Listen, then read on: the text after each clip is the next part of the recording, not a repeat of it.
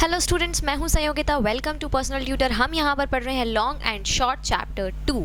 हमने कुछ क्वेश्चंस यहां पर सॉल्व कर लिए हैं। आगे क्वेश्चंस पे बढ़ रहे हैं। पेज नंबर 19 पर हम आ रहे हैं एक नई हेडिंग के साथ में, that is how many rooms high. ये हमारी नया हमारा जो है टॉपिक है। पढ़ते हैं इसको एक बार। The Qutub Minar is 72 metres high. तो जो कुतुब मीनार है उसकी हाइट दे रखी है, एक बिल्डिंग है, इसकी हाइट हमें दे रखी है 72 मीटर से। काफ़ी पुरानी बिल्डिंग है, कुतुबुद्दीन ऐबक ने इसे बनवाया था। तो यहाँ पर हम लिखेंगे कुतुब मीनार की जो हाइट है, कुतुब मीनार की जो 72 मीटर्स की जो हाइट है,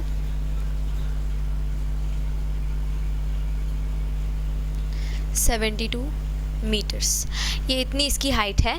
अब आगे हमें जो दिया है क्वेश्चन में ही, about how many metres high is your classroom. आपका क्लासरूम कितना मीटर हाई है। अगर आप एक नॉर्मल रूम की बात करें तो वो 2.5 to 3 मीटर्स हाइट जो रहती है रूम की। तो मान लेते हैं कि आपके जो क्लासरूम है उसकी हाइट कितनी है, हाइट ऑफ क्लासरूम 3 मीटर्स मान लेते हैं आपके क्लासरूम की हाइट। ये एक एवरेज हाइट है स्टूडेंट्स। ये आप किसी भी नॉर्मल एक अगर आप घर में भी कोई रूम देखेंगे तो इस तरह से 3 मीटर्स के आसपास ही हाइट रहती है, एक एवरेज हाइट। 300 सेंटीमीटर, 300 सेंटीमीटर मतलब 3 मीटर होता है, ये आपको पहले भी मैं बता चुकी हूँ। आगे हम पढ़ते हैं। Guess how many rooms one on top of the other will be equal to the Qutub मीनार।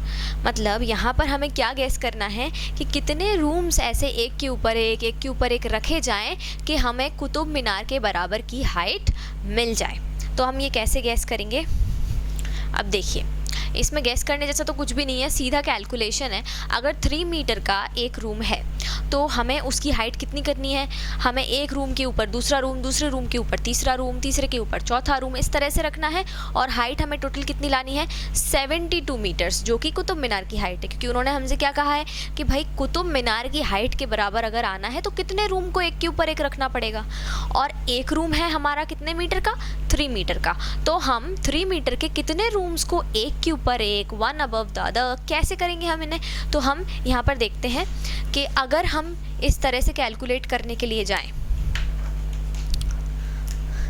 अगर हम इस तरह से कैलकुलेट करने के लिए जाएं कि भाई ये एक रूम हो गया, ये दूसरा रूम हो गया, ये तीसरा रूम हो गया, तो 3 3 3 3 3 इस तरह से हम पूरा कैलकुलेट करेंगे तो ये तो हमें बहुत ज़्यादा लंबी कैलकुलेशन पड़ेगी। अगर हमें यहाँ पर 72 तक पहुँचना है तो पता नहीं हमें कितनी बार 3 को ऐड करना पड़ेगा, तब जाके हमें पता चल पाएगा कि भाई कितने रूम्स हैं, एक के ऊपर एक कितने रूम्स रखने पड़ेंगे। तो 3 को हम इतनी ज़्यादा बार ऐड नहीं करेंगे स्टूडेंट्स। इसका एक शॉर्ट कट हम क्या करेंगे यहाँ पर, अगर हमें ये पता करना है कि 72 तक आने के लिए 3 को कितनी बार ऐड करना पड़ेगा। ये एक मैथमेटिकल कॉन्सेप्ट है और ये आपको काफ़ी सारी चीज़ों में यूज़ में आएगा। तो इसे ध्यान से समझिए कि 72 मीटर तक आने के लिए 3 जो नंबर है, मतलब 72 नंबर लाने के लिए 3 को हम कितनी बार ऐड करें, ये आप निकालना चाहते हैं। तो आप क्या करें, आप कुछ भी ना करें, सिर्फ 72 से 3 का डिवाइड कर देंगे। 72 से 3 का हम डिवाइड करेंगे तो 3 2 ज़ा 6 माइनस 1, ये नीचे आ जाएगा 2, तो ये हो गया 12, तो 3 4 ज़ा 12। मतलब ये अब यहाँ नीचे 0 0 आ गया है, तो मतलब क्या हुआ इसका, नीचे 0 0 आ गया। तो ये कम्प्लीटली अगर आप 3 को 24 टाइम्स, अगर आप 3 को 24 टाइम्स ऐड करेंगे तो आपको क्या मिल जाएगा, 72 मिल जाएगा। तो ये एक शॉर्टकट होता है इस तरह के क्वेश्चंस करने के लिए। तो यहाँ पर हमारा क्या आंसर आ गया है, 24।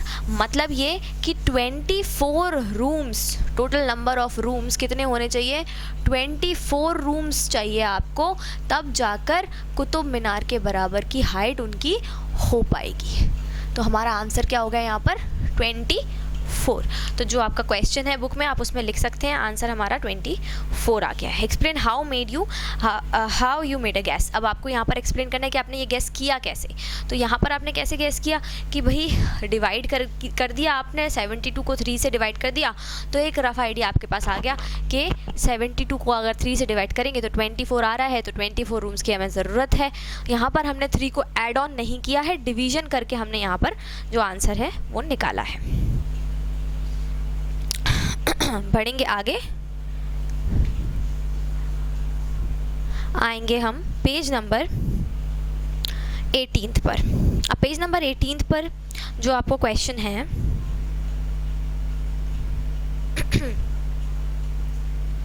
सॉरी पेज नंबर 20 पर आएंगे। पेज नंबर 19 का ये क्वेश्चन था, अब हम आ रहे हैं पेज नंबर 20 पर। तो पेज नंबर 20 पर आपको जो हेडिंग दे रखा है वो है फ्रॉम कोझिकोडे टू थलासरे। तो ये दो प्लेसेस के नाम दिए हुए हैं आपको, कोझिकोडे और थलासरे। अब यहाँ पर एक स्टोरी टाइप की दी हुई है, इसे पढ़ लेते हैं एक बार। Subodh is going to Kozhikode which is 24 kilometres away. Subodh जो है वो कोझिकोडे जा रहे हैं जो कि 24 किलोमीटर्स अवे, दूर है। तो यहाँ पर हम इसको साथ साथ में जो भी हम पढ़ते जा रहे हैं उसे हम नोट डाउन भी करते जाएंगे।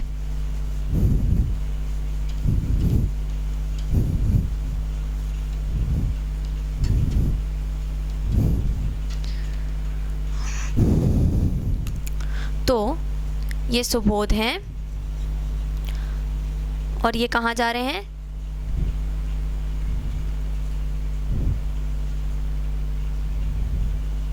कोझिकोडे, जो कि कितना दूर है? 24 किलोमीटर्स। नेक्स्ट हमें जो इन्फॉर्मेशन दी है यहाँ पर वो है मंजनी इज गोइंग टू थलासरे। अब मंजनी जो है वो जा रहे हैं थलासरे, जो कि कितना दूर है यहाँ से? 46 किलोमीटर दूर है। जहाँ पर भी वो हैं, जिस भी प्लेस पर वो हैं, वहाँ से 46 किलोमीटर दूर है। Opposite direction, away in the opposite direction. अब आपको यहाँ पर ये चीज़ बहुत ध्यान में रखनी है कि आगे क्या लिखा हुआ है? Opposite direction. ऑपोजिट डायरेक्शन का क्या मतलब है कि अगर इस तरफ कोझिकोडे है तो इस तरफ क्या हो जाएगा? थलासरे हो जाएगा। मतलब दोनों ऑपोजिट डायरेक्शन में है, ये इस तरफ है और ये इस तरफ है। आगे, how far is Kozhikode from Thalassery? So let's see, एक बार एक काम करते हैं। एक यहाँ पर आपको नीचे एक ड्राइंग भी दी हुई है जिसमें दो लोग बने हुए हैं। तो ये दो लोग बन गए, इनमें से एक मंजनी और एक सुबोध। अब यहाँ पर इस तरफ मान लेते हैं ये सुबोध और ये मंजनी। अब मान लेते हैं कि सुबोध इस तरफ जा रहे हैं, कोझिकोडे इस तरफ है। के लिख रही हूँ मैं यहाँ पर, ये कोझिकोडे हो गया। और इस तरफ जा रहे हैं मंजनी और ये है थलासरे। तो टी लिख रही हूँ मैं यहाँ पर, ये हो गया थलासरे।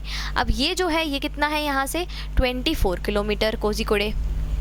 ये इस प्लेस की बात हो रही है, जिस प्लेस पर ये दोनों अभी हैं उस प्लेस की बात हो रही है। तो वहाँ से कोझिकोडे का डिस्टेंस है 24 किलोमीटर और उसी से ऑपोजिट डायरेक्शन में अगर आप 46 किलोमीटर चले जाते हैं तो 46 किलोमीटर पर जाकर के आ जाएगा आपका थलासरे आ जाएगा। तो ये इस तरह की इन्फॉर्मेशन हमें यहाँ पर दी हुई है। अब हमसे जो पूछा है क्वेश्चन में वो है कि भाई यहाँ से लेके यहाँ तक का डिस्टेंस कितना होगा, थलासरे और कोझिकोडे के बीच का डिस्टेंस कितना होगा। तो हमें क्या करना चाहिए यहाँ से? अब जब हमें इन दोनों के बीच का डिस्टेंस निकालना है तो यहाँ से लेके यहाँ तक का हो गया 46 और फिर यहाँ से लेके यहाँ तक का हो गया 24। मतलब इन दोनों डिस्टेंसेस को हम क्या करेंगे? ऐड कर देंगे। तो हमारे पास टोटल डिस्टेंस आ जाएगा कोझिकोडे और थलासरे का। तो हम क्या करेंगे? निकालेंगे total distance is equals to, क्या करेंगे? 46 किलोमीटर्स प्लस 24 किलोमीटर्स। तो ये दोनों को ऐड कर देंगे तो ये हो गया हमारा यहाँ पर 70 किलोमीटर्स।